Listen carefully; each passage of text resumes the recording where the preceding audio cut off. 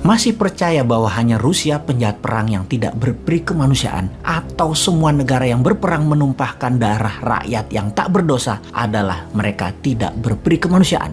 Rusia sejak bubar Soviet menginvasi Georgia, Chechnya, Crimea, dan terakhir saat ini adalah wilayah Donbas. Apakah jadi ambil 100% Ukraina? Kita lihat saja nanti. Namun dibanding Amerika, dalam kurun waktu 75 tahun selepas Perang Dunia Kedua, lebih 80 negara diinvasi oleh Amerika. Hingga saat ini masih banyak yang mereka invasi. Dengan data selama hampir 70 hari perang di Ukraina, pengamat militer makin percaya bahwa Amerika pasti masuk secara terang-terangan ke Ukraina perang melawan Rusia karena hegemoni dolar tertantang rubel dan emasnya Rusia. Untuk membuktikan analisa pengamat militer tersebut, kita kembali ke tahun 1971. Di tahun 1971 adalah tahun bersejarah dunia bagi ekonomi dunia. Salah satunya mungkin kita di Indonesia bisa mengingatkan catatan ekonomi di tahun tersebut, di mana $1 kurang lebih nilainya adalah Rp375 dan 50 tahun kemudian, atau nilai dolar saat ini sekitar 14.500-an atau melemah 3.800%. Benar gitu ya, melemah 38 kali. Kemudian sekedar membandingkan dengan cara bernegara kelolaan ekonominya yang sudah 6 presiden sejak tahun 1971 hingga saat ini, belum ada tanda-tanda penguatan mata uang rupiah terhadap mata uang kuat dunia. Apakah kalau kita ganti presiden di tahun 2024, 2029, 2034, 2039 dengan ilmu sekolahan yang sama dan mengikuti pola yang sama akan membuat rupiah menguat? Artinya ekonomi menguat itu maksudnya ekspor naik tajam beruntun selama 10 tahun ke depan karena hasil produksinya meningkat misalnya. Mengapa di tahun 1971 tersebut menjadi tahun bersejarah bagi ekonomi? Bukan ekonomi Indonesia saja, tetapi ekonomi dunia. Kita mereview sebentar apa yang terjadi sebelum tahun 1971. Tarik mundur sekitar 20 tahunan sebelumnya, sekitar awal tahun 50-an, pasca Perang Dunia Kedua. Ekonomi di sektor masyarakat terdiri dari 3 strata ekonomi. Di puncak piramid, seperti business owner besar, para kapitalis, middle class ekonomi, misalnya para manajer, para direktur, profesional, dan UKMers. Dan yang terakhir di dasar piramid seperti kaum buruh, kaum petani, kaum nelayan. Itu ternyata punya kesamaan pola tumbuh. Bagaimana maksudnya? Kalau di masa itu para kapitalis besar pendapatannya naik 5%, maka kelas menengah juga naik sekitar 4-5%. Juga ternyata kelas bawah naik antara 3-5%. Sejalan, searah, hingga tahun 1971. Karena ketika 1971 ke sini terjadi pertumbuhan yang aneh, terjadi pelebaran jarak yang sangat signifikan, yaitu kaum puncak piramid naiknya bisa sampai 20%, middle class naiknya hanya 3%-an, lower class bahkan naiknya tidak lebih 1%-an.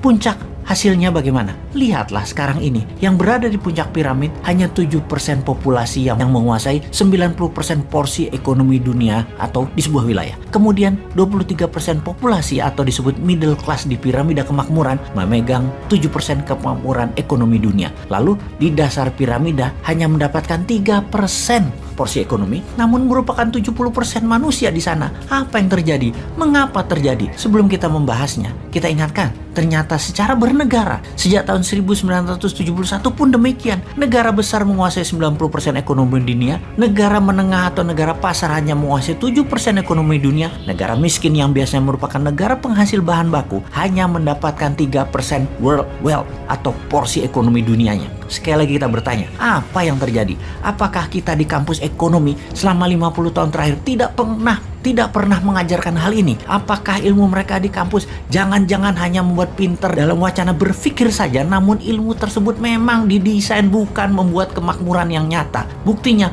di Indonesia sejak tahun 1971, Indonesia hingga saat ini masih berada di negara menengah dengan terakhir di $4.200 GDP per kapitanya. Selama 50 tahun kita menjadi negara tengah terus. Bahkan kalau dilihat sejak 8 tahun terakhir hanya naik 14% atau 2% per tahunnya pertumbuhan GDP per kapita Indonesia tersebut.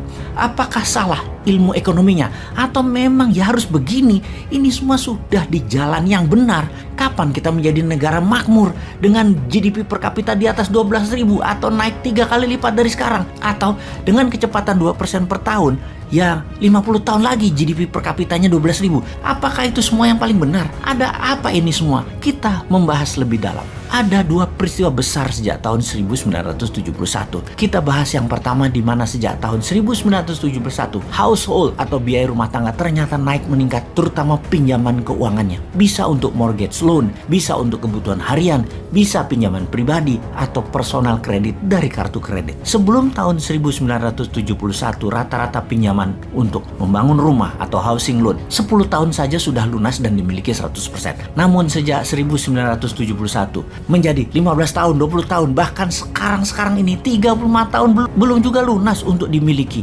Dan itu terjadi di kaum dasar piramid. Seumur hidup mereka jadi budak uang. Diperkenalkannya personal kredit konsumtif meningkatkan daya beli produk, benar, tetapi menyicil dengan bunga tinggi, mereka jadi budak uang selamanya. Pembuatnya para kapitalis yang terima uang tunai dari Anda. Kaum dasar piramid menyicilnya seumur hidup. Sistem perbankan yang meminjamkan uang, mereka memerlukan surat berharga, surat tanah, atau kolateral berharga lainnya. Tidak membuat kelas menengah pengusaha menjadi cepat makmur karena tidak ada akses keuangan pinjaman untuk hal produktif. Namun kalau mereka pegawai malah dapat pinjaman, terutama pinjaman untuk rumah, yang mana sisanya diberikan juga untuk membeli barang-barang yang turun nilainya, seperti membeli mobil, membeli motor, yang dipastikan 95% pembelian mobil dan motor untuk konsumtif, bukan untuk niaga dan komersial, dan nilainya selalu turun tapi diizinkan untuk mendapatkan kredit.